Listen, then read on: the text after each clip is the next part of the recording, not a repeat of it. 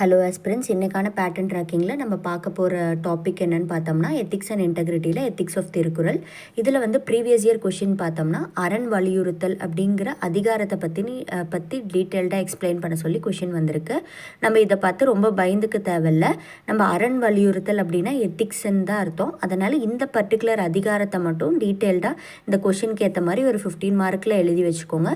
மீதி பேசிக்காக திருக்குறளில் இருக்க எல்லா எத்திக்கல் வேல்யூஸ் பற்றின ஒரு